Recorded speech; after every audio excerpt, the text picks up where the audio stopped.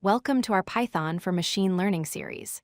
In this video, we are going to explore Scikit-learn, the most popular and accessible machine learning library for Python.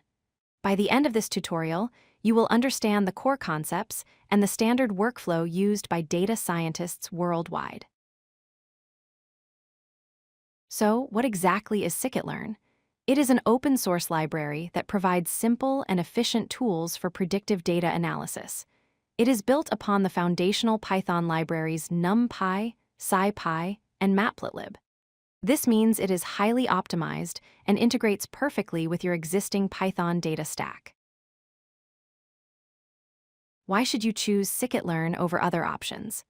The biggest advantage is its unified API. Whether you are doing regression or classification, the code looks almost identical.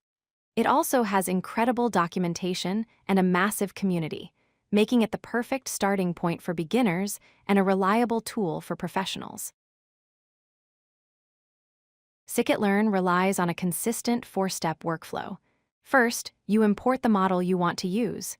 Second, you instantiate the model class. Third, you fit the model to your data, which is where the training happens. And fourth, you use the model to make predictions. Let's look at these steps in detail. Step 1 is importing. Scikit-learn organizes algorithms into modules. If you want to perform linear regression, you import the Linear Regression class from the Linear Model module.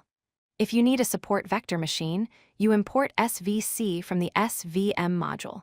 It is logical and easy to remember. Step 2 is instantiation. Here, you create an instance of the class you just imported. This is the crucial moment where you set your hyperparameters. Hyperparameters are the settings that control the learning process, like the kernel type in a support vector machine, and they remain constant during training. Step 3 is the most important part, fitting the model. You call the .fit method and pass in your training features and your training labels.